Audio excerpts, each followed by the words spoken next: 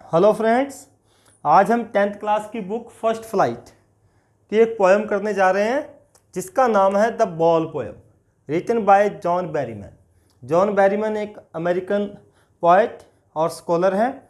इनको अपनी एक बुक के लिए पुलित्जर प्राइज और नेशनल बुक अवार्ड भी मिला है। बुक का नाम है द ड्रीम सॉन्ग्स।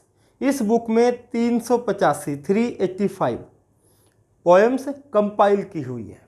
इस पोएम में पोएट हमें बताना चाहता है कि हमें ज़िंदगी में बहुत सारे नुकसान उठाने पड़ सकते हैं, बहुत सारे चीज़ों के लॉस को सहन करना पड़ सकता है, और ऐसी चीज़ों के लॉस को जो हमारी बहुत प्रिय चीज़ें होती हैं, हमारी नियर एंड डियर होती हैं, जो हमें बहुत अच्छी लगती हैं, जिनको हम लविंग थिंग्स बोल सकते हैं। इस पोएम को शुरू करने से पहले आपको कहना चाहूँगा, अगर अभी तक आपने मेरे चैनल को सब्सक्राइब नहीं किया है तो आप इसे सब्सक्राइब कर लें और रेड बेल आइकन बटन को ज़रूर दबाएं ताकि आने वाले वीडियोज़ के नोटिफिकेशंस आपको मिलते रहें। और हाँ, वीडियो को लाइक करना और शेयर करना ना भूलिएगा। तो चलिए चलते हैं पोएम की ओर। इस पोएम में एक बच्चे के माध्यम से पोएट हमें समझाना चाहता है, क्या बताना चाहता है कि उस लड़के की बॉल गुम हो गई है, गेंद, और वह गेंद उसको बहुत अच्छी लगती थी क्योंकि उस गेंद के साथ उसने बहुत समय बिताया है, बहुत समय वह उस गेंद के साथ खेला है। तो सबसे पहले जो बॉल है वो सिंबल है मैटेरियलिस्टिक थिंग्स का। मैटेरियलिस्टिक थिंग्स भौतिक वस्तुएं। यहाँ तो केवल एक बॉल को सिंबल माना है, बहुत सारी चीज़ें हो सकती हैं जो हमसे जुड़ी हुई हैं। हो सकता है किसी के द्वारा दिया हुआ गिफ्ट, हो सकता है आपकी कोई फेवरेट डिश, कुछ भी हो सकता है जिसका नुकसान हो गया हो, जिसका नुकसान आप सहन ना कर सकते हो। लेकिन ये लाइफ का एक हिस्सा है, हमें नुकसान और फायदे जीवन में होते रहते हैं, अप एंड डाउन्स। ये एक प्रक्रिया है, एक प्रोसेस है। तो आइए देखते हैं पोएम में क्या है। What is the boy now who has lost his ball? What is he to do? I saw it to go merrily bouncing down the street, and then merrily over. There it is in the water. बच्चा कहाँ है? बच्चा एक harbour के पास है। Harbour मतलब port, बंदरगाह के पास है। And the boy is playing with its ball. अपनी बॉल के साथ वो खेल रहा है। तो बॉल क्या होती है? बॉल पानी में चली जाती है। और पोएट जब ऐसा देख रहा होता है तो पोएट के अंदर एक फीलिंग आती है कि what is the boy now. अब बच्चा क्या करेगा? अब बच्चा क्या सोच रहा होगा? अब उसके मन में क्या क्या थॉट्स आ रहे होंगे? क्यों ऐसे थॉट्स आ रहे होंगे? Who has lost his ball. भाई, जिस बच्चे ने अपनी बॉल खोती है, जिस बच्चे की गेंद खो चुकी है, उस बच्चे के अंदर अब क्या विचार आ रहे होंगे? What is he to do? अब वह क्या करेगा? पॉइंट दूर से देख रहा है कि बच्चे की एक्टिविटी कैसी होगी। क्या बच्चा रोएगा? क्या चिल्लाएगा? क्या आराम से खड़ा रहेगा? क्या कोई रिएक्शन नहीं करेगा? ऐसा पॉइंट कहता है what is he to do? क्या करेगा? I saw it to go। Poet कहता है मैं दूर पे खड़ा हुआ था और दूर से मैंने इसको जाते हुए देखा। इट फॉर बॉल, कि जो इसकी बॉल थी, आई सा इट, मैंने इसको जाते हुए देखा। कहाँ देखा? Merrily bouncing, merrily happily, bouncing टप्पे खाती हुई, जंपिंग करती हुई, डाउन द स्ट्रीट, गली में से नीचे। गली ढलान वाली है, स्लोप वाली है, उसमें से नीचे जाते हुए देखा। एंड देन मैरिली ओवर, और तब कहाँ गुम हो गई है? कहाँ चली गई? There it is in the water, पानी में चली गई। साइन ऑफ एक्सक्लेमेशन है, एक सरप्राइज है हर कोई कि ये पानी में कैसे चली जाती है। तो यहाँ पर पोएट ने एक इमेजरी का यूज किया है, इमेजिन किया है कि बॉल जो है वो खुश है और वो मैरिली बाउंसिंग। तो यहाँ पर एक डिवाइस का यूज किया गया पोएट ने इस लाइन में, उसका नाम है इमेजरी। इस लाइन में इमेजरी डिवाइस का यूज किया गया है। तो पोएट सारी बात एक्सप्लेन करता है किस प्रकार से बॉल वहां से धीरे धीरे गली में नीचे जाती हुई पानी में जाकर के गुम हो जाती है। अब वो पानी में है ball. No use to say O there are other balls.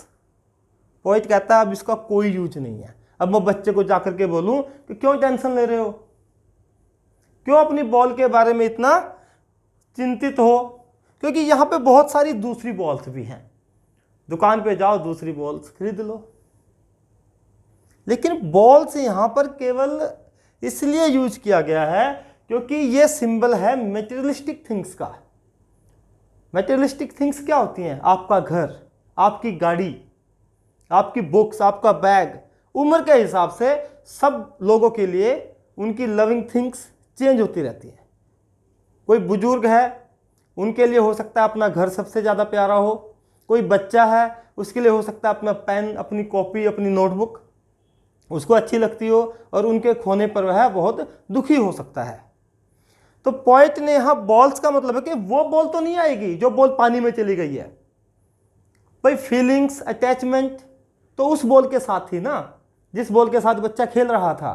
मतलब उस वस्तु के साथ जो आपको बहुत प्यारी है, अगर वह खो जाए, गुम हो जाए, आपको उस जैसी दूसरी चीज़ें मिलें, लेकिन आप उनके साथ नहीं रह सकते, क्योंकि वो फीलिंग्स, वो अटैचमेंट्स, वो आपकी बातें, वो आपका एक्सपीरियंस, वो आपके अनुभव तो उस बॉल के साथ था जो खो गई है। बॉल मतलब मैटेरियलिस्टिक थिंग्स, भौतिक वस्तु जिसके साथ आपको अटैचमेंट हो जाती है।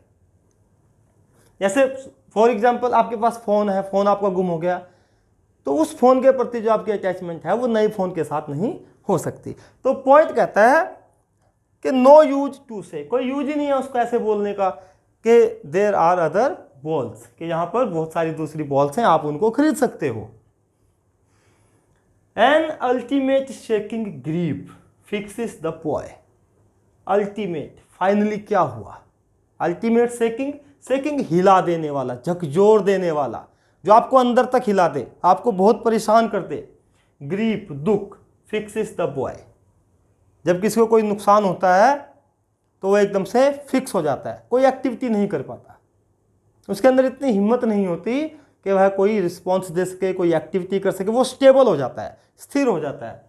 तो पोएट कहता है कि इस समय कोई फ़ायदा नहीं है उसके साथ बात करने का, उसको बताने का कि जीवन में बहुत सारी दूसरी बॉल्स भी हैं, जीवन में बहुत सारी ऐसी दूसरी वस्तुएं भी हैं जिनको आप ले सकते हो, क्योंकि फाइनली उस बच्चे को उस दुख ने हिला करके रख दिया है, उसकी बॉल खो जाने के दुख ने उसको फिक्स कर दिया है। As he stands rigid, trembling, staring down, staring मतलब घूरना, देखना, all his young days into the harbour. Poet कहता है क्यों नहीं है उसको कुछ कहने का फायदा, क्योंकि अब वह रिजिड खड़ा है, स्टिल खड़ा है एक जगह, और ट्रैम्बलिंग, कांप रहा है। किससे? उस दुख से, क्योंकि आज तक उसका कोई नुकसान नहीं हुआ। This is the first experience of that boy of lodging anything. और यहाँ पर क्या खोया गया है? बॉल। केवल बॉल के माध्यम से बताया हुआ है कि बहुत सारे लोगों के पास अलग अलग लविंग थिंग्स होती हैं, उनको खोने पर वह किस प्रकार से दुखी होते हैं, जैसे ये लड़का दुखी हो रहा है, क्योंकि लड़का रिजिड, स्टिल है, ट्रैम्बलिंग, कांप रहा है, और स्टेयरिंग डाउन, घूर रहा है, देख रहा है एकटक किस तरफ? उस प्लेस को, उस पोर्ट को, उस बंदरगाह को, उस हार्बर को, जहाँ पर all his young days into the harbour, जहाँ पर उसके बचपन के दिन बीते हैं, उसने अपना बचपन वहीं बिताया है, और आज वह सारी चीज़ें देख रहा है। वेयर हिज बॉल वेंट, जहाँ पर उसकी बॉल चली गई है। बॉल कहाँ चली गई? पानी में। उसको वह देख रहा है, उसका बचपन, उसके एक्सपीरियंसेस, उसकी फीलिंग्स, उसके अनुभव, सब के सब वहाँ पर उसने बिताए हैं। I would not intrude on him, intrude on, दखल अंदाजी करना। पॉइंट यह भी कहता है कि मैं उसके इस वातावरण में, इस सोच में, इस पोजीशन में कोई इंटरफेयर नहीं करूँगा। क्यों नहीं करूँगा? A dime another ball is worthless, worthless बेकार। डाइम, डाइम क्या होता है? एक 10 सेंट का कॉइन होता है, क्योंकि अमेरिकन पॉइंट है तो वहाँ पर सेंट्स होते हैं, डॉलर होते हैं। तो कहते हैं कि 10 सेंट का जो कॉइन है वो मैं उसको दे दूं या कोई दूसरी बॉल दे दूं, वो सब का सब क्या है, वर्थलेस है। अगर हम इसकी डिवाइसेज की बात करें तो यहाँ पर देखिए, सबसे पहले तो वट जब किन्हीं दो लाइन में या दो से ज़्यादा लाइन में इनिशियल वर्ड, शुरू का वर्ड रिपीट हो जाए तो उसको बोलते हैं एनाफोरा। तो इसमें एक तो एनाफोरा का यूज है, ANAPHORA। एनाफोरा का यूज इन दो वर्ड्स में, वट और वट में। एक सेकंड लाइन में इसमें रेपिटिशन का यूज भी है। रेपिटिशन, रिपीट करना।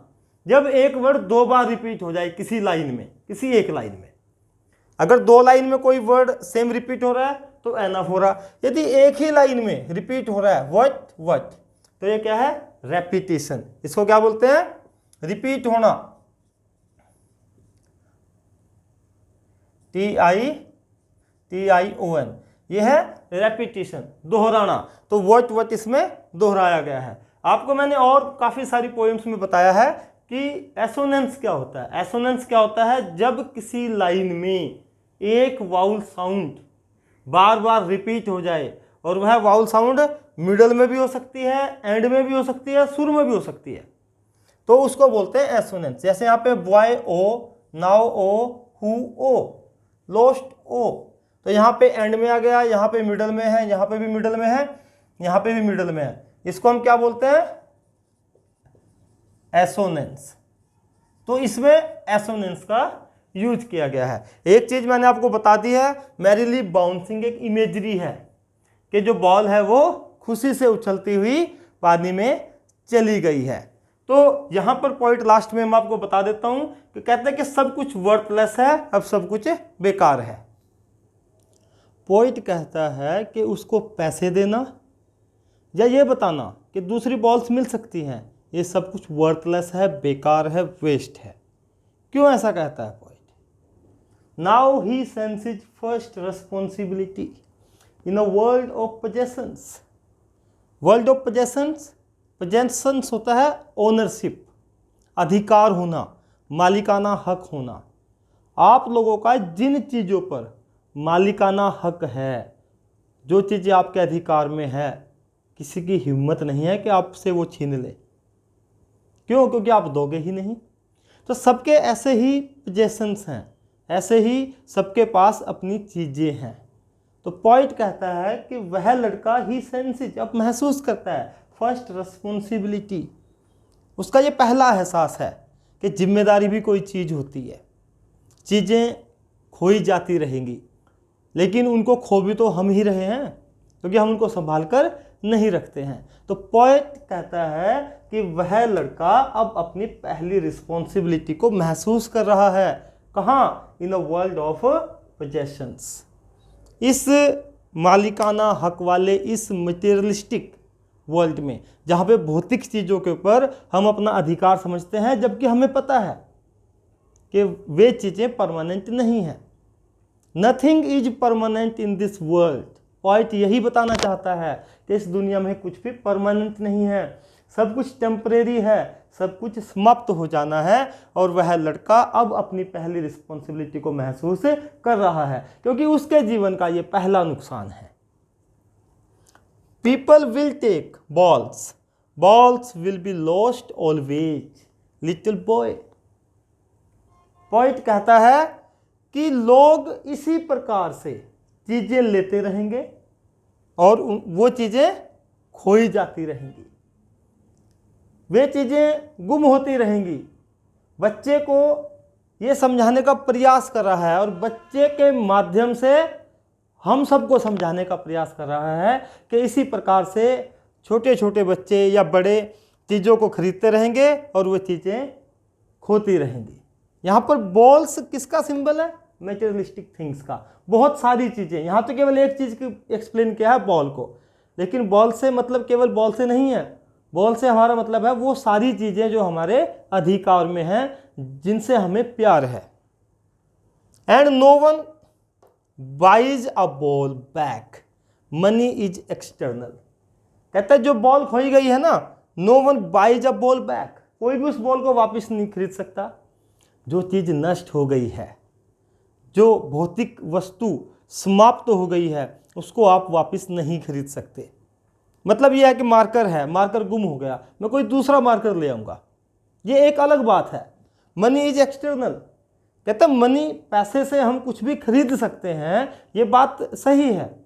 लेकिन वो चीज़ जो गुम हो गई है, मेरा ये मार्कर गुम हो जाए, अब इस मार्कर के साथ जो मेरी फीलिंग्स हैं, जो मेरी बातें हैं, मैं इससे जब बातें करता हूँ बैठ करके कि तुम बहुत अच्छा लिखते हो और तुम बहुत अच्छा बोर्ड को सजाते हो, तो इसके साथ जो फीलिंग्स हैं वो फीलिंग्स दूसरे मार्कर के साथ नहीं आ सकती, अगर आएंगी तो समय के साथ साथ।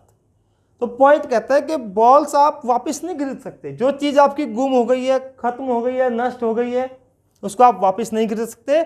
मनी इज एक्सटर्नल, और मनी तो एक बाहर की वस्तु है, दूसरी वस्तु है। यहाँ पर बॉल से हमारा अभिप्राय उस चीज़ से है जो हमारे साथ अटैच थी, और मनी से हमारा मतलब उन वस्तुओं से है जो उस जैसी दूसरी हो सकती हैं लेकिन हमारी नहीं है, और ना ही हमारा उनके साथ कोई लगाव है।